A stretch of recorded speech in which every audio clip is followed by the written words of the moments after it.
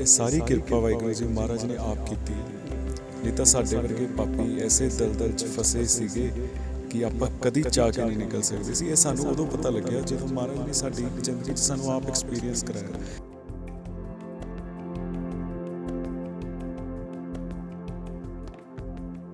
ਸਾਡਾ ਵਿਆਹ ਨਹੀਂ ਹੋਇਆ ਸੀ ਤਾਂ ਮੈਂ ਖੁਦ ਕਟਿੰਗ 'ਚ ਹੁੰਦਾ ਸੀ। ਠੀਕ ਹੈ ਵਾਹਿਗੁਰੂ ਜੀ, 10 ਸਾਲ ਮੈਂ ਉਹ ਜੀਵਨ ਜੀ ਕੇ ਦੇਖਿਆ, ਸਾਰੇ ਸ਼ੌਂਕ ਪੂਰੇ ਕੀਤੇ ਨੇ।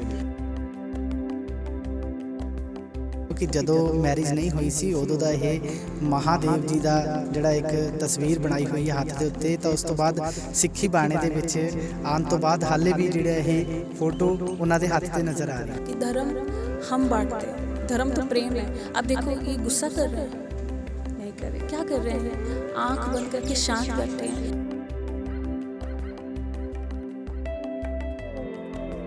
बड़ा औखा है रब नाल मिलना, पर महाराज ने तो गुरु नानक देव जी तो लैके गुरु गोबिंद सिंह जी तक अगर मैं गल करा, क्योंकि आप इत्थे सिख इतिहास की गल कर रहे हैं, तो महाराज ने बिल्कुल ही सौखा राह बना के देता कि तुसी किते खब्बे सज्जे नहीं देखना, सीधा उपर उस अकाल पुरख नाल जुड़ जाओ, तुहानूं जो तुहाडे लई बेस्ट है ना उन्हें आपे करी जाना।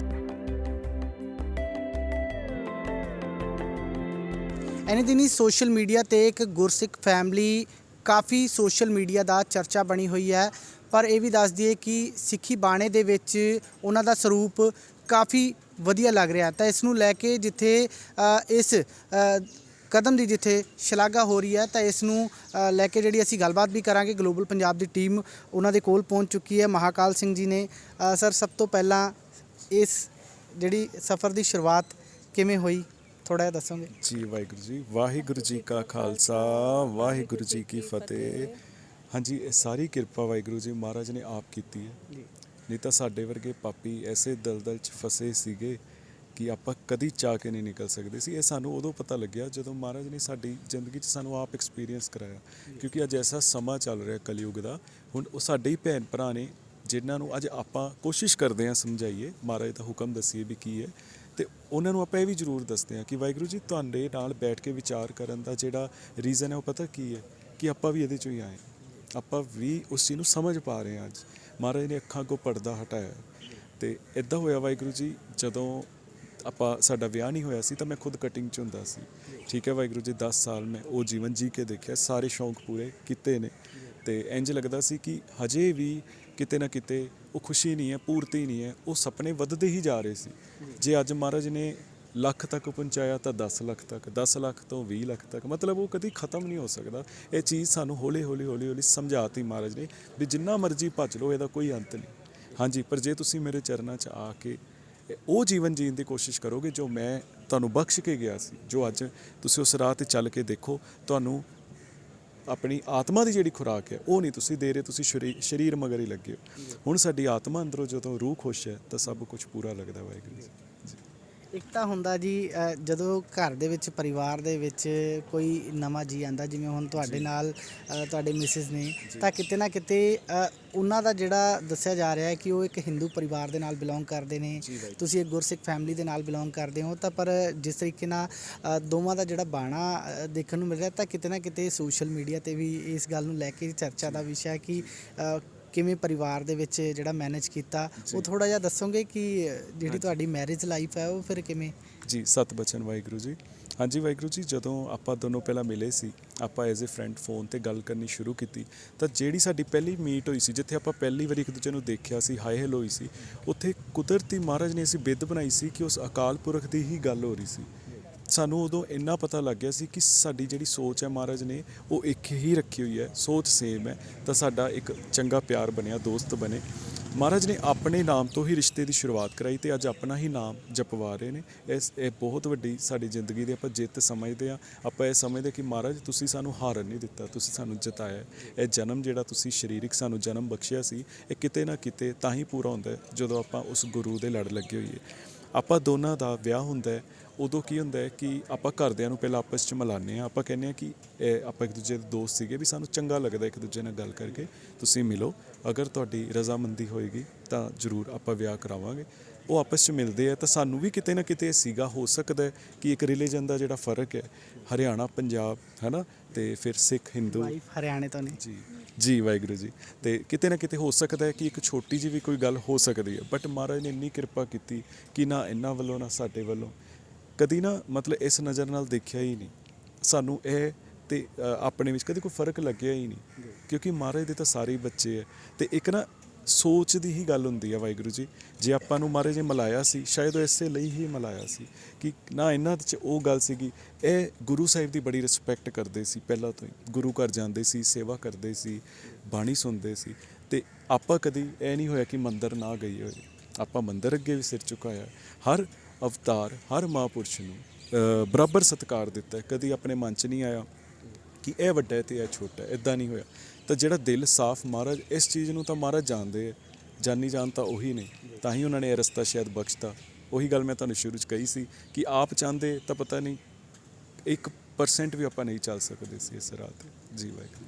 ਸੰਦੇਸ਼ ਜਿਹੜਾ ਹੈਗਾ ਉਹ ਕਿਸ ਤਰੀਕੇ ਦੇ ਨਾਲ, ਇੱਕ ਸੁਨੇਹਾ, ਕਿਉਂਕਿ ਆਮ ਤੌਰ ਤੇ ਜਦੋਂ ਤੁਸੀਂ ਜਾਂਦੇ ਹੋ ਕੋਈ ਰਿਸ਼ਤੇਦਾਰਾਂ ਦੇ ਵਿੱਚ ਵੀ ਜਾਂਦੇ ਹੋ ਤਾਂ ਉਹ ਵੀ ਕਿਤੇ ਨਾ ਕਿਤੇ ਦੇਖ ਕੇ ਇਸ ਗੱਲ ਨੂੰ ਮਹਿਸੂਸ ਕਰਦੇ ਨੇ, ਚਾਹੇ ਸਹੁਰਿਆਂ ਦੇ ਹੋਵੇ ਜਿਵੇਂ ਤੁਸੀਂ ਜਾਂਦੇ ਹੋ ਤਾਂ ਉੱਥੇ ਵੀ ਹਿੰਦੂ ਫੈਮਿਲੀ ਦੇ ਨਾਲ ਬਿਲੋਂਗ ਜੀ। ਕਰਦੇ ਨੇ ਤੁਸੀਂ ਦੱਸਿਆ, ਜੀ ਫਿਰ ਕਿੱਦਾਂ ਮਤਲਬ ਤੁਸੀਂ ਉੱਥੇ ਤੁਸੀਂ ਦੇਖੋ ਵਾਹਿਗੁਰੂ ਜੀ, ਮਹਾਰਾਜ ਦੀ ਕਿਰਪਾ ਦੇਖੋ ਕਿ ਜਿਹੜੇ ਇਹਨਾਂ ਦੇ ਮਦਰ ਨੇ ਅੱਜ ਉਹ ਵੀ ਇੱਦਾਂ ਹੀ ਨੇ, ਖਾਲਸਾ ਵੀ ਸੱਜ ਚੁੱਕੇ ਨੇ, ਬਾਣਾ ਵੀ ਪਾਉਂਦੇ ਨੇ। ਸਭ ਤੋਂ ਵੱਡੀ ਗੱਲ, ਉਹ ਬਾਣੀ ਨਾਲ ਬਹੁਤ ਉਹਨਾਂ ਦਾ ਪ੍ਰੇਮ ਹੈ, ਗੁਰੂ ਸਾਹਿਬ ਨਾਲ ਬਹੁਤ ਪ੍ਰੇਮ ਹੈ। ਇੱਦਾਂ ਨਹੀਂ ਹੋਇਆ ਕਿ ਮਹਾਰਾਜ ਨੇ ਇਕੱਲੇ ਸਾਨੂੰ ਦੋਨਾਂ ਨੂੰ ਚੁਣਿਆ, ਮਹਾਰਾਜ ਨੇ ਇਹਨਾਂ ਦੇ ਮਦਰ ਨੂੰ ਵੀ ਉਸ ਰਾਹ 'ਤੇ ਤੋਰਿਆ। ਹੁਣ ਇਹਨਾਂ ਦੇ ਜਿਹੜੇ ਛੋਟੇ ਬ੍ਰਦਰ ਹੈ ਉਹਨਾਂ ਦਾ ਵੀ ਮਹਾਰਾਜ ਨਾਲ ਇੰਨਾ ਪਿਆਰ ਹੈ। ਅਸਲ 'ਚ ਮਹਾਰਾਜ ਨੇ ਸਾਰੀਆਂ ਰੂਹਾਂ ਮਿਲਾਤੀਆਂ। ਆਪਾਂ ਸਰੀਰਕ ਤੌਰ 'ਤੇ ਦੇਖਦੇ ਹਾਂ ਤੇ ਜੱਜ ਵੀ ਕਰ ਲੈਂਦੇ ਹਾਂ ਕਿ ਇਹ ਕਟਿੰਗ 'ਚ ਹੈ, ਇਹ ਮਹਾਰਾਜ ਨੂੰ ਨਹੀਂ ਸਮਝਦਾ ਹੋਏਗਾ, ਇਹ ਹਿੰਦੂ ਹੈ, ਇਹ ਗੁਰੂ ਨਾਨਕ ਦੇਵ ਜੀ ਨੂੰ ਸ਼ਾਇਦ ਉਹਨਾਂ ਨਾ ਸਮਝਦਾ ਹੋਵੇ। ਇਹ ਸਾਡੀ ਸੋਚ ਹੈ, ਪਰ ਉਹ ਕਿੰਨਾ ਉਹ ਪਿਆਰ ਕਰਦੇ ਤੇ ਮਹਾਰਾਜ ਉਹਨੂੰ ਕਿੰਨਾ ਕਰਦੇ, ਇਹ ਮਹਾਰਾਜ ਹੀ ਜਾਣਦੇ। ਆਪਾਂ ਇਹ ਚੀਜ਼ ਤੋਂ ਵੀ ਸਾਨੂੰ ਮੈਂ ਇੱਕ ਬੇਨਤੀ ਹੀ ਕਰ ਰਿਹਾ ਕਿ ਕਈ ਇੱਦਾਂ ਸੋਚਦੇ ਹੈ ਤਾਂ ਆਪਾਂ ਨੂੰ ਇਹ ਸੋਚ ਤੋਂ ਬਾਹਰ ਆਉਣਾ ਚਾਹੀਦਾ। ਇੱਦਾਂ ਦੀ ਸੋਚ ਨਹੀਂ ਕਦੀ ਰੱਖਣੀ ਚਾਹੀਦੀ, ਕਿਉਂਕਿ ਹੁਣ ਤੁਸੀਂ ਇਹ ਦੇਖੋ, ਇਹ ਜਦੋਂ ਮਹਾਰਾਜ ਦੇ ਬਾਣੇ 'ਚ ਆਉਂਦੇ ਨੇ, ਮਹਾਰਾਜ ਨੇ ਇਹਨਾਂ 'ਤੇ ਕਿਰਪਾ ਕੀਤੀ ਤਾਂ ਕਈਆਂ ਨੇ ਇਹ ਸਵਾਲ, ਇੱਕ ਦੋ ਜਣਿਆਂ ਦਾ ਸੀਗਾ ਕਿ ਇਹ ਹਿੰਦੀ ਕਿਉਂ ਬੋਲਦੇ ਆ। ਹੁਣ ਹਿੰਦੀ ਤੇ ਪੰਜਾਬੀ ਨਾਲ ਨਹੀਂ ਮਹਾਰਾਜ ਦਾ ਕੋਈ ਲੈਣਾ ਦੇਣਾ। ਮਹਾਰਾਜ ਨੇ ਤਾਂ ਇਹਨਾਂ ਦੀ ਭਾਵਨਾ ਦੇਖੀ, ਮਹਾਰਾਜ ਨੇ ਤਾਂ ਇਹਨਾਂ ਦੀ ਅਰਦਾਸ ਹਿੰਦੀ 'ਚ ਸੁਣੀ। ਮਹਾਰਾਜ ਨੇ ਤਾਂ ਕਿਹਾ ਨਹੀਂ ਕਿ ਬੇਟਾ ਜਦੋਂ ਤੂੰ ਪੰਜਾਬੀ 'ਚ ਬੋਲੇਂਗੀ ਮੈਂ ਤਾਂ ਸੁਣੂੰਗਾ। ਮਹਾਰਾਜ ਨੇ ਤਾਂ ਇਹ ਦੇਖਿਆ ਕਿ ਇਹ ਬੱਚਾ ਮੈਨੂੰ ਦਿਲੋਂ ਪਿਆਰ ਕਰ ਰਿਹਾ ਤੇ ਇਹ ਮੇਰਾ ਅੱਜ ਤੋਂ ਬਾਅਦ ਬਸ। ਹੁਣ ਜਦੋਂ ਆਪਾਂ ਮਹਾਰਾਜ ਅੱਗੇ ਕੋਈ ਅਰਦਾਸ ਕਰਦੇ ਹਾਂ, ਹੁਣ ਇਹ ਹਿੰਦੀ 'ਚ ਕਰਦੇ, ਮੈਂ ਪੰਜਾਬੀ 'ਚ ਕਰਦਾ, ਤੇ ਮਹਾਰਾਜ ਸਾਡੇ ਦੋਨਾਂ ਦੀ ਅਰਦਾਸ ਬਿਲਕੁਲ ਪੂਰੀ ਕਰਦੇ ਹੈ, ਕਿਰਪਾ ਕਰਦੇ ਹੈ। ਸਾਨੂੰ ਬੜੀ ਖੁਸ਼ੀ ਹੁੰਦੀ ਹੈ ਕਿ ਜਿਹੜਾ ਅਸਲੀ ਪਿਤਾ ਹੈ, ਜਿਹੜਾ ਜਗਤ ਪਿਤਾ, ਅੱਜ ਆਪਾਂ ਉਹਦੇ ਬੱਚੇ ਹਾਂ। ਇਹ ਸਾਡੀ ਬਹੁਤ, ਕਹਿੰਦੇ ਨੇ ਆਪਾਂ ਲਫ਼ਜ਼ਾਂ 'ਚ ਬਿਆਨ ਕਰਕੇ ਨਹੀਂ ਵਾਹਿਗੁਰੂ ਜੀ ਦੱਸ ਸਕਦੇ। ਜਿਵੇਂ ਕਿ ਦੱਸਿਆ ਤੁਸੀਂ ਹਰਿਆਣਾ ਤੋਂ ਬਿਲੋਂਗ ਕਰਦੇ ਹੋ, ਮਤਲਬ ਆਪਸੀ ਤੁਹਾਡਾ ਪਿਆਰ ਜਿਹੜਾ ਸਿਰੇ ਚੜਿਆ, ਉਸ ਤੋਂ ਬਾਅਦ ਤੁਸੀਂ ਸਿੱਖੀ ਸਰੂਪ ਦੇ ਵਿੱਚ ਆਏ ਤਾਂ ਪਰਿਵਾਰ ਦੇ ਨਾਲ ਕਿਸ ਤਰੀਕੇ ਦਾ ਤਾਲਮੇਲ ਤੁਹਾਡਾ ਰਿਹਾ, ਕਿਸ ਤਰੀਕੇ ਦੇ ਨਾਲ ਜਿਹੜੀ ਹੈ ਉਹਨਾਂ ਨੂੰ ਮਨਾਉਣ ਦੀ ਕੋਸ਼ਿਸ਼ ਰਹੀ, ਥੋੜਾ ਜਿਹਾ ਦੱਸੋਗੇ? वाहिगुरु जी, मेरे संसारिक माँ बाप ने मुझे बचपन से एक चीज़ सिखाई थी कि हर धर्म अपने में बहुत खूबसूरत है। ठीक है वाहिगुरु जी। दूसरी चीज़, धर्म का मतलब ही बचपन में सिखाया था माँ बाप ने कि धर्म क्या है। धर्म है प्रेम। हम जैसे मूर्ख उसे नाम दे देते हैं, बट धर्म नाम नहीं है, धर्म प्रेम है। उसकी हाँ, जिन्हें प्रेम कियो तिन ही प्रभु पायो वाहिगुरु जी। और धर्म उसकी बंदगी करना है। जिसने ये सृष्टि रची है ना, उसकी बंदगी करना, उसका नाम जपना ही धर्म है असली। ये देखो बचपन में माँ बाप ने सिखाया। जब इनसे बात हुई, जब माँ बाप के आगे मुझे शेयर करना था कि माता जी ऐसे करके है, तो माता जी ने उस चीज़ को समझा वाहिगुरु जी। उन्होंने कहा कि अगर ये अकाल पुरख जी का हुक्म है, उस प्रभु का हुक्म है, तो उसे कोई रोक नहीं सकता। ठीक है वाहिगुरु। तो उन्होंने एक्सेप्ट किया और वो बहुत खुश थे वाहिगुरु जी, बहुत खुश थे। ਕਿਉਂਕਿ ਆਮ ਤੌਰ ਤੇ ਦੇਖਿਆ ਜਾਂਦਾ ਨਾ ਕਿ ਜਦੋਂ ਕਿਸੇ ਹੋਰ ਧਰਮ ਦੇ ਨਾਲ ਰਿਲੇਟਡ ਹੋਵੇ ਤਾਂ ਉਦੋਂ ਕਿਤੇ ਨਾ ਕਿਤੇ ਪਰਿਵਾਰ ਦੇ ਵਿੱਚ ਥੋੜਾ ਬਹੁਤਾ ਤਕਰਾਰ ਹੋ ਜਾਂਦਾ ਹੈ। ਤਾਂ ਉਹ ਕਹਿੰਦੇ ਕਿ ਸਾਡੀ ਮਰਜ਼ੀ ਦੇ ਨਾਲ ਨਹੀਂ ਹੁੰਦਾ, ਮਤਲਬ ਤੁਹਾਡੇ ਪਰਿਵਾਰ ਨੇ ਐਕਸੈਪਟ ਕੀਤਾ, ਤੁਸੀਂ ਅੱਗੇ। वाहिगुरु जी, एक चीज़ ना यहाँ समझने वाली है। जब अगर पिताजी ये समझाए तो ही समझ आती है कि हम ये सोचते हैं कि हमारे माँ बाप हैं, फिर एक दिन हम भी माँ बाप बनते हैं, है ना वाहिगुरु। पर असली माँ बाप हमारा कौन है? वो एक है जिसने सृष्टि बनाई है, जिसने हम सबको मत दी है, हमें ये समझाया कि हाँ तू माँ है, तू बाप है, तू बच्चा है, वो असली माँ बाप है ना वाहिगुरु जी। हम ना अहंकार में आके ना वो चीज़ें कर जाते बट हमें पता नहीं लगता। ठीक है वाहिगुरु जी, ये तभी होता है वाहिगुरु जी जब आप ना अपने गुरु से नहीं जुड़े होते, आपको नहीं पता लगता कि आपने करना क्या है। तभी फिर माँ बाप बच्चे भी कि डिसरिस्पेक्ट कर देते हैं, माँ बाप भी कभी कभार गुस्से में बच्चे को गलत बोल देते हैं। वो तभी होता है कि आप अपना ज़बरदस्ती उनके ऊपर थोप रहे अपने होते मन हैं, के हिसाब से प्रभु के इशारा नहीं समझ पाते, वो प्रभु का हुक्म नहीं समझ पाते। जब वो हुक्म भी तभी समझ पाएंगे वाहिगुरु जी जब वो गुरु के साथ जुड़े होंगे। और वो खुद चाहे चाहेगा। सत्य वचन, चाहे वो महादेव, कोई महादेव का भक्त है ना। आपने भी महादेव का टैटू बनवाया हुआ है हाँ ना? जी वाहिगुरु जी, जब मैं जैसे मैं मनमुख थी पहले, है ना वाहिगुरु। हाँ जी, मैं पिछले दिखाती जन्म हाँ, की पिछले जन्म की बात है ਸੋ वाहिगुरु। ਇਹ ਤਸਵੀਰ ਦੇਖ ਸਕਦੇ ਹੋ ਕਿ ਜਦੋਂ ਮੈਰਿਜ ਨਹੀਂ ਹੋਈ ਸੀ ਉਦੋਂ ਦਾ ਇਹ ਮਹਾਦੇਵ ਜੀ ਦਾ ਜਿਹੜਾ ਇੱਕ ਤਸਵੀਰ ਬਣਾਈ ਹੋਈ ਹੈ ਹੱਥ ਦੇ ਉੱਤੇ। ਤਾਂ ਉਸ ਤੋਂ ਬਾਅਦ ਸਿੱਖੀ ਬਾਣੇ ਦੇ ਵਿੱਚ ਆਉਣ ਤੋਂ ਬਾਅਦ ਹਾਲੇ ਵੀ ਜਿਹੜਾ ਇਹ ਫੋਟੋ ਉਹਨਾਂ ਦੇ ਹੱਥ ਤੇ ਨਜ਼ਰ ਆ ਰਹੀ ਹੈ। देखो वाहिगुरु जी, यही बात है। देखो, जो मेरे माँ बाप ने सिखाए थे कि धर्म हम बांटते हैं, धर्म तो प्रेम है। अब देखो, ये गुस्सा कर रहे हैं, नहीं कर रहे, क्या कर रहे हैं, आंख बंद करके शांत बैठे हैं, तो ये बंदगी कर रहे हैं उस प्रभु की, नाम जप रहे हैं। हम आंख बंद करके ही उसे पूछते हैं ना। तो जब मैं पिछले जन्म में, मतलब आप लगा लो, जब मैं जब अनुराधा चौधरी थी तो मैं भी दुनियादारी को देख के चलती थी। मुझे होता था कि उसने भी ये कर लिया, मैंने नहीं किया, अभी मुझे भी करना है। तो शुक्र है उस दिन का, पिताजी ने मत दी कि अगर टैटू बनवाना है ना तो ऐसे बनवा कि तेरे को हमेशा याद रहे कि तूने करना क्या है। देखो, उस टाइम पे ये सोच थी मेरी, डाल दी थी कि ये बनवाया, ठीक है, और ये फील आई कि हाँ, ये हमें भी शांत रहना चाहिए और उसका नाम जपना चाहिए, है ना वाहिगुरु जी। बस ये ਪੂਰੇ ਗੁਰੂ ਸਾਹਿਬ ਕਿੰਨਾ ਕੁ ਸਮਾਂ ਤੁਸੀਂ ਇਹ ਜਿਹੜਾ ਬਾਣੀ ਨੂੰ ਦਿੰਦੇ ਹੋ, ਜਾਂ ਕਹਿ ਲਈਏ ਕਿ ਜ਼ਿਆਦਾਤਰ ਜਿਹੜੇ ਲੋਕ ਹੁੰਦੇ ਨੇ ਉਹ ਇਸ ਬਾਣੇ ਦੇ ਵਿੱਚ ਆਉਂਦੇ ਨੇ ਤਾਂ ਉਹ ਇਸ ਬੰਦਗੀ ਦੇ ਵਿੱਚ ਹੀ ਜੁੜ ਜਾਂਦੇ ਨੇ, ਤਾਂ ਤੁਸੀਂ ਪਰਿਵਾਰ ਨੂੰ ਵੀ ਸਮਾਂ ਦਿੰਦੇ ਹੋ? हाँ जी वाहिगुरु जी। देखो, ਗੁਰੂ ਨਾਨਕ ਦੇਵ ਜੀ ਨੇ ਨਾ ਸਮਝਾਇਆ। हाँ जी, ਜੀ ਵਾਹਿਗੁਰੂ ਜੀ, ਮੈਂ ਤਾਂ ਕਰਕੇ ਆਨਸਰ ਮੈਂ ਦੇਣਾ ਚਾਹ ਰਿਹਾ ਇਹਨਾਂ ਨੂੰ ਨਾ, ਉਹ ਬੋਲਣ 'ਚ ਥੋੜੀ ਦਿੱਕਤ ਹੈ ਪੰਜਾਬੀ 'ਚ, ਤਾਂ ਕਰਕੇ ਅਸਲ 'ਚ ਇੱਦਾਂ ਹੋਇਆ ਵਾਹਿਗੁਰੂ ਜੀ, ਗੁਰੂ ਨਾਨਕ ਦੇਵ ਜੀ ਦਾ ਜਿਹੜਾ ਸਾਡੇ ਪਹਿਲੇ ਗੁਰੂ ਹੈ, ਸਭ ਤੋਂ ਪਹਿਲਾਂ ਆਪਾਂ ਉਹਨਾਂ ਦਾ ਉਪਦੇਸ਼ ਆਪਣੇ ਜੀਵਨ 'ਚ ਲਿਆ। ਕੀਰਤ ਕਰਨੀ ਬਹੁਤ ਜ਼ਰੂਰੀ ਹੈ, ਤੇ ਜਿਹੜਾ ਸਾਡਾ ਪਰਿਵਾਰ ਹੈ, ਮਹਾਰਾਜ ਨੇ ਨਹੀਂ ਕਿਹਾ ਕਿ ਤੁਸੀਂ ਇਕੱਲੇ ਰਹਿਣਾ ਹੈ, ਤੁਸੀਂ ਜੰਗਲਾਂ 'ਚ ਰਹਿਣਾ ਹੈ, ਮੈਂ ਤਾਂ ਤੁਹਾਨੂੰ ਮਿਲੂੰਗਾ।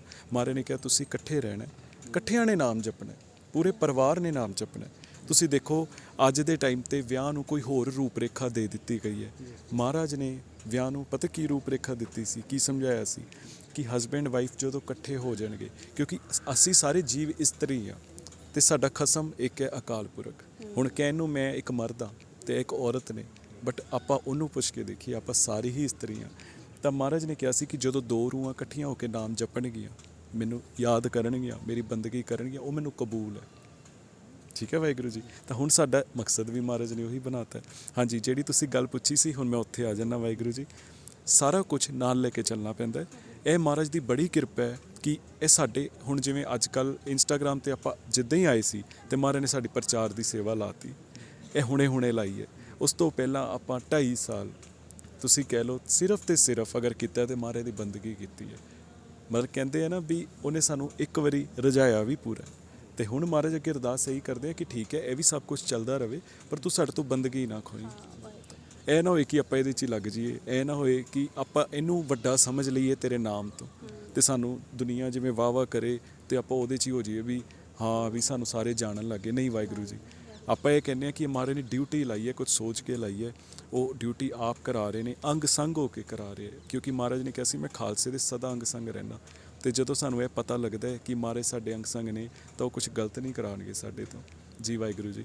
ਲਾਸਟ ਸਵਾਲ ਹੈ, ਨੌਜਵਾਨ ਪੀੜ੍ਹੀ ਨੂੰ ਕਿੱਦਾਂ ਦਾ ਸੰਦੇਸ਼ ਹੈ ਤੁਹਾਡਾ? ਕਿਉਂਕਿ ਆਮ ਤੌਰ ਤੇ ਦੇਖਿਆ ਜਾਂਦਾ ਹੈ ਕਿ ਜਿਹੜੀ ਨੌਜਵਾਨ ਪੀੜ੍ਹੀ ਹੈ ਉਹ ਕਿਤੇ ਨਾ ਕਿਤੇ ਇਹਨਾਂ ਕੰਮਾਂ ਤੋਂ ਦੂਰ ਹੁੰਦੀ ਜਾ ਰਹੀ ਹੈ ਜਾਂ ਨਸ਼ਿਆਂ ਦੇ ਵਿੱਚ ਲੱਗਦੀ ਜਾ ਰਹੀ ਹੈ। ਸਤ ਬਚਨ ਵਾਹਿਗੁਰੂ ਜੀ, ਇਹ ਜ਼ਰੂਰ ਹੈ ਵਾਹਿਗੁਰੂ ਜੀ। ਇਹ ਸਮਾਂ ਐਸਾ ਚੱਲ ਰਿਹਾ ਅੱਜ ਕੱਲ੍ਹ ਨਾ, ਜ਼ਿਆਦਾ ਜਿਹੜੀ ਦੌੜ ਹੈ ਉਹ ਐਸੇ ਸੁਪਨੇ ਆਪਾਂ ਸਜਾ ਲੈਂਦੇ ਹਾਂ ਕਿ ਸਾਨੂੰ ਪੈਸਾ ਬਹੁਤ ਚਾਹੀਦਾ ਹੈ, ਸਾਡੇ ਸ਼ੌਂਕ ਬੜੇ ਵੱਡੇ ਹੋ ਚੁੱਕੇ ਹੈ ਨਾ। ਤਾਂ ਉਹਦੇ ਲਈ ਨਾ ਸਾਡੇ ਮਨ ਨੂੰ ਕਦੀ ਟਿਕਾ ਨਹੀਂ ਆਉਂਦਾ, ਕਿਉਂਕਿ ਸੁਪਨੇ ਐਸੇ ਲੈ ਲਏ। ਉਹ ਸੁਪਨਿਆਂ ਨੂੰ ਪੂਰੇ ਕਰਨ ਲਈ ਜਾਂ ਤਾਂ ਕੋਈ ਸ਼ਾਰਟਕਟ ਫੜਦਾ ਜਾਂ ਕੋਈ ਗਲਤ ਰਾਹ ਵੀ ਫੜ ਲੈਂਦਾ। ਅਤੇ ਇਹ ਟੈਨਸ਼ਨਾਂ ਇੰਨੀਆਂ ਪਾ ਲਈਆਂ ਤੁਸੀਂ ਇਹ ਲਾ ਲਓ ਵੀ ਉਹਦੇ ਚੱਕਰ ਦੇ ਵਿੱਚ ਜਦੋਂ ਉਹ ਪੂਰਤੀ ਨਹੀਂ ਹੁੰਦੀ ਸਾਡੇ ਕੋਲ, ਕਿਉਂਕਿ ਸਾਡੇ ਸੁਪਨੇ ਨਾ ਕਹਿੰਦੇ ਸਾਡੇ ਸੋਚ ਤੋਂ ਬਹੁਤ ਵੱਡੇ ਲੈ ਗਏ ਆਪਾਂ। ਜਿਵੇਂ ਪੁਰਾਣੇ ਸਮੇਂ 'ਚ ਕਹਿੰਦੇ ਸੀ ਜਿੰਨੀ ਚੱਦਰ ਹੈ ਓਨੇ ਪੈਰ ਪਸਾਰੋ, ਹੈ ਨਾ, ਤੇ ਆਪਾਂ ਉਹ ਸੁਪਨੇ ਇੰਨੇ ਵੱਡੇ ਕਰ ਲਏ ਕਿ ਆਪਾਂ ਚੱਦਰ ਹੀ ਪਾੜਤੀ, ਹੈ ਨਾ, ਆਪਾਂ ਉਹ ਲੀਰੋ ਲੀਰ ਕਰਤੀ। ਤੇ ਉਹ ਐਡੇ ਸੁਪਨੇ ਲੈ ਕੇ ਜਦੋਂ ਆਪਾਂ ਦੁਨੀਆ 'ਚ ਕਿਸੇ ਨੂੰ ਦੇਖਦੇ, ਇਹਨੇ ਵੱਡੀ ਗੱਡੀ ਲਈ ਹੈ, ਉਹਨੇ ਵੱਡੀ ਕੋਠੀ ਬਣਾ ਲਈ, ਇਹਨੇ ਫੋਨ ਨਵਾਂ ਲੈ ਲਿਆ, ਐਪਲ ਦਾ ਫੋਨ ਮੈਂ ਵੀ ਲੈਣਾ ਹੈ, ਮਤਲਬ ਬੜੀਆਂ ਇਹੋ ਜਿਹੀਆਂ ਗੱਲਾਂ ਆਪਾਂ ਨੂੰ ਸਾਡੇ ਨਾਲ, ਕਿਉਂਕਿ ਆਪਾਂ ਇਹ ਆਪਣਾ ਐਕਸਪੀਰੀਅੰਸ ਤੁਹਾਡੇ ਵੀ ਦੱਸ ਸੱਜਣ ਮਿੱਤਰ ਯਾਰ ਦੋਸਤ ਰਹੇ ਨੇ, ਜਦੋਂ ਤੁਸੀਂ ਕਿਹਾ ਕਿ ਇਸ ਸਰੂਪ ਦੇ ਵਿੱਚ ਤੁਸੀਂ ਨਹੀਂ ਸੀਗੇ ਤਾਂ ਉਦੋਂ ਕਾਫੀ ਸਾਰਾ ਕੁਝ ਦੇਖਿਆ ਜੀ। ਤੇ ਉਹਨਾਂ ਨੂੰ ਵੀ ਇੱਕ ਸੰਦੇਸ਼ ਦੇਣ ਦੀ ਕੋਸ਼ਿਸ਼ ਕੀਤੀ ਹੈ। ਜੀ ਬਿਲਕੁਲ ਵਾਹਿਗੁਰੂ ਜੀ। ਅਸਲ 'ਚ ਨਾ ਐਕਸਪੀਰੀਅੰਸ ਆਪਾਂ ਆਪਣੇ ਤੋਂ ਹੀ ਲਾ ਕੇ ਸ਼ੁਰੂ ਕਰ ਰਹੇ ਹਾਂ ਕਿ ਐਸੇ ਐਸੇ ਸੁਪਨੇ ਸੀ, ਉਹ ਨਾ ਫਿਰ ਬਰਡਨ ਬਣ ਜਾਂਦੇ ਆ, ਇੱਕ ਸਾਨੂੰ ਡਿਪਰੈਸ਼ਨ 'ਚ ਵੀ ਪਾ ਦਿੰਦੇ ਆ ਵੀ ਸਾਨੂੰ ਉਹ ਸਾਰਾ ਦਿਨ ਉਹੀ ਰੋਣਾ ਪਿੱਟਣਾ ਅੰਦਰੋਂ ਹੁੰਦਾ ਰਹਿੰਦਾ ਸੀਗਾ ਕਿ ਮਹਾਰਾਜ ਨੂੰ ਅਰਦਾਸ, ਹੁਣ ਦੇਖੋ ਮਹਾਰਾਜ ਨੂੰ ਅਰਦਾਸ ਕਰਨੀ ਕੀ ਚਾਹੀਦੀ ਹੈ ਤੇ ਆਪਾਂ ਕਰਦੇ ਕੀ ਸੀ। ਆਪਾਂ ਕਹੀ ਜਾਣਾ ਮਹਾਰਾਜ ਤੁਸੀਂ ਕਦੋਂ ਫੋਨ ਦਿਵਾਓਗੇ ਐਪਲ ਦਾ, ਮਹਾਰਾਜ ਤੁਸੀਂ ਕਦੋਂ ਸਾਨੂੰ ਉਹ ਕੋਠੀ ਦਿਵਾਓਗੇ, ਮਹਾਰਾਜ ਸਾਨੂੰ ਬੰਗਲਾ ਚਾਹੀਦਾ, ਇਹ 2 ਕਮਰੇ ਵਾਲਾ ਫਲੈਟ ਨਹੀਂ ਸਾਨੂੰ ਚਾਹੀਦਾ। ਮਤਲਬ ਮਹਾਰਾਜ ਵੀ ਕਹਿਣ ਲੱਗ ਗਏ ਹੋਣੇ ਕਿ ਮੇਰੇ ਬੱਚਿਆਂ ਦੀ ਅੱਜ ਅਰਦਾਸਾਂ ਹੋ ਕਿੱਦਾਂ ਦੀਆਂ ਰਹੀਆਂ, ਇਹ ਤਾਂ ਮੰਗੇ ਨਹੀਂ ਕਿ ਮਹਾਰਾਜ ਤੁਸੀਂ ਮੈਨੂੰ ਮਿਲ ਜਾਓ, ਤੇ ਮੈਨੂੰ ਸਭ ਮਿਲ ਗਿਆ। ਗੱਲ ਤਾਂ ਇੰਨੀ ਸੀ। ਅਸਲ ਦੇ ਵਿੱਚ ਕੀ ਹੋਇਆ, ਆਪਾਂ ਉਹਨੂੰ ਬੜਾ ਕੰਪਲਿਕੇਟ ਕਰ ਲਿਆ ਕਿ ਬੜਾ ਔਖਾ ਹੈ ਰੱਬ ਨੂੰ ਮਿਲਣਾ। ਪਰ ਮਹਾਰਾਜ ਨੇ ਤਾਂ ਗੁਰੂ ਨਾਨਕ ਦੇਵ ਜੀ ਤੋਂ ਲੈ ਕੇ ਗੁਰੂ ਗੋਬਿੰਦ ਸਿੰਘ ਜੀ ਤੱਕ ਅਗਰ ਮੈਂ ਗੱਲ ਕਰਾਂ, ਕਿਉਂਕਿ ਆਪਾਂ ਇੱਥੇ ਸਿੱਖ ਇਤਿਹਾਸ ਦੀ ਗੱਲ ਕਰ ਰਹੇ ਹਾਂ, ਤਾਂ ਮਹਾਰਾਜ ਨੇ ਬਿਲਕੁਲ ਹੀ ਸੌਖਾ ਰਾਹ ਬਣਾ ਕੇ ਦੇਤਾ ਕਿ ਤੁਸੀਂ ਕਿਤੇ ਖੱਬੇ ਸੱਜੇ ਨਹੀਂ ਦੇਖਣਾ, ਸਿੱਧਾ ਉੱਪਰ ਉਸ ਅਕਾਲ ਪੁਰਖ ਨਾਲ ਜੁੜ ਜਾਓ, ਤੁਹਾਨੂੰ ਜੋ ਤੁਹਾਡੇ ਲਈ ਬੈਸਟ ਹੈ ਨਾ ਉਹਨੇ ਆਪੇ ਕਰੀ ਜਾਣਾ ਤੁਹਾਡੇ ਲਈ, ਤੁਹਾਨੂੰ ਕਹਿਣ ਦੀ ਲੋੜ ਨਹੀਂ ਪਏਗੀ। ਹੁਣ ਆਪਾਂ ਇਹ ਫੀਲ ਕਰਦੇ ਹਾਂ ਕਿ ਮਹਾਰਾਜ ਤੁਸੀਂ ਸਾਨੂੰ ਪ੍ਰਸ਼ਾਦਾ ਬਖਸ਼ ਰਹੇ ਹੋ, ਰੋਟੀ ਬਖਸ਼ ਰਹੇ ਹੋ, ਛੱਤ ਤੁਸੀਂ ਬਖਸ਼ਤੀ, ਸਾਹ ਸਭ ਤੋਂ ਵੱਡੇ ਹੈ। ਜੇ ਆਪਣੇ ਸਾਹ ਤਾਂ ਆਪਾਂ ਰੱਬ ਦਾ ਨਾਮ ਜਪ ਸਕਦੇ ਹਾਂ, ਤਾਂ ਮਹਾਰਾਜ ਤੋਂ ਹੋਰ ਕੁਝ ਨਹੀਂ ਮੰਗਣ ਦਾ ਦਿਲ ਕਰਦਾ। ਹਾਂ, ਇੱਕ ਚੀਜ਼ ਮੰਗਣ ਦਾ ਜ਼ਰੂਰ ਦਿਲ ਕਰਦਾ ਹੈ ਕਿ ਤੁਸੀਂ ਕਦੋਂ ਦਰਸ਼ਨ ਦਿਓ। ਇੱਦਾਂ ਦਾ ਮਹਾਰਾਜ ਨੇ ਸਾਡੇ ਅੰਦਰ ਆਪਣਾ ਪਿਆਰ ਬਣਾਇਆ ਵਾਹਿਗੁਰੂ ਜੀ। ਤੇ ਆਪਾਂ ਯੂਥ ਨੂੰ ਵੀ ਇਹੀ ਬੇਨਤੀ ਕਰਦੇ ਹਾਂ ਕਿ ਵਾਹਿਗੁਰੂ ਜੀ ਇੱਕ ਵਾਰੀ ਤੁਸੀਂ ਮਹਾਰਾਜ ਦੇ ਹੁਕਮ ਨੂੰ ਸਮਝਣ ਦੀ ਕੋਸ਼ਿਸ਼ ਕਰਕੇ ਦੇਖੋ। ਅਗਰ ਤੁਹਾਨੂੰ ਲੱਗਿਆ ਕਿ ਤੁਹਾਡੀ ਰੂਹ ਜਿਹੜੀ ਹੈ ਉਹੀ ਰੱਜ ਗਈ ਹੈ, ਤਾਂ ਸਰੀਰ ਦੀਆਂ ਜਿਹੜੀਆਂ ਫਾਲਤੂ ਜ਼ਰੂਰਤਾਂ ਹੀ ਕਹਿ ਸਕਦੇ, ਜਿਹੜੀ ਜ਼ਰੂਰੀ ਹੈ ਦੇਖੋ ਉਹ ਮਹਾਰਾਜ ਨੇ ਕਦੀ ਮਨਾ ਹੀ ਨਹੀਂ ਕੀਤੀਆਂ। ਮਹਾਰਾਜ ਨੇ ਤਾਂ ਕਿਹਾ ਨਹੀਂ ਕਿ ਤੁਸੀਂ ਰੋਟੀ ਸਿਰਫ ਇੱਕ ਟਾਈਮ ਖਾਣੀ ਹੈ ਜਾਂ ਤੁਸੀਂ 2 ਦਿਨ ਛੱਡ ਕੇ ਖਾਣੀ ਹੈ। ਮਹਾਰਾਜ ਨੇ ਕਿਹਾ 3 ਟਾਈਮ ਭੁੱਖ ਲੱਗੇ 3 ਟਾਈਮ ਛਕੋ, 6 ਟਾਈਮ ਭੁੱਖ ਲੱਗੇ 6 ਟਾਈਮ ਛਕੋ, ਕੋਈ ਗੱਲ ਨਹੀਂ, ਠੀਕ ਹੈ। ਛੱਤ ਤੋਂ ਮਹਾਰਾਜ ਨੇ ਤਾਂ ਨਹੀਂ ਕਿਹਾ ਵੀ ਤੁਸੀਂ ਘਰ 'ਚ ਨਹੀਂ ਰਹਿਣਾ, ਤੁਸੀਂ ਬਾਹਰ ਰਹੋਗੇ ਤਾਂ ਮੈਂ ਤੁਹਾਨੂੰ ਮਿਲੂੰਗਾ। ਮਹਾਰਾਜ ਨੇ ਹਰ ਖੁਸ਼ੀ ਦਿੱਤੀ ਹੈ। ਉਹਨਾਂ ਨੇ ਕਿਹਾ ਜਿੱਦਾਂ ਤੁਹਾਡਾ ਦਿਲ ਕਰਦਾ ਉੱਦਾਂ ਜ਼ਿੰਦਗੀ ਜੀਓ, ਪਰ ਮੈਨੂੰ ਤਾਂ ਨਾ ਭੁੱਲ ਜਾਓ। ਬਸ ਗੱਲ ਤਾਂ ਇੰਨੀ ਹੈ ਵਾਹਿਗੁਰੂ ਜੀ। ਸੋ ਇਹ ਉਹ ਸਿੱਖ ਜੋੜਾ ਹੈ ਜੋ ਅੱਜ ਕੱਲ੍ਹ ਦਾ ਸੋਸ਼ਲ ਮੀਡੀਆ ਤੇ ਚਰਚਾ ਦਾ ਵਿਸ਼ਾ ਬਣਿਆ, ਔਰ ਉਹਨਾਂ ਨੇ ਇੱਕ ਸੰਦੇਸ਼ ਦਿੱਤਾ ਹੈ ਕਿ ਜੋ ਅੱਜ ਕੱਲ੍ਹ ਦੀ ਨੌਜਵਾਨ ਪੀੜ੍ਹੀ ਹੈ ਉਹ ਗੁਰੂ ਸਾਹਿਬਾਨਾਂ ਦੇ ਜਿਹੜਾ ਚਰਨਾਂ ਦੇ ਵਿੱਚ ਜ਼ਰੂਰ ਲੱਗ ਕੇ ਇੱਕ ਵਾਰ ਜਿਹੜਾ ਆਪਣਾ ਫਿਊਚਰ ਬਣਾਉਣ ਦੀ ਕੋਸ਼ਿਸ਼ ਕਰਨ, ਕਿਉਂਕਿ ਜਿਸ ਤਰੀਕੇ ਨਾਲ ਆਮ ਤੌਰ 'ਤੇ ਜਿਹੜੀ ਨੌਜਵਾਨ ਪੀੜ੍ਹੀ ਹੈ ਅੱਜ ਕੱਲ੍ਹ ਦੀ ਇਹਨਾਂ ਰਸਤਿਆਂ ਤੋਂ ਭਟਕਦੀ ਜਾ ਰਹੀ ਹੈ, ਤਾਂ ਉਹ ਕਿਤੇ ਨਾ ਕਿਤੇ ਇੱਕ ਸਹੀ ਰਸਤੇ 'ਤੇ ਆ ਸਕੇ। ਲੁਧਿਆਣਾ ਤੋਂ ਰਜਿੰਦਰ ਅਰੋੜਾ, ਗਲੋਬਲ ਪੰਜਾਬ TV।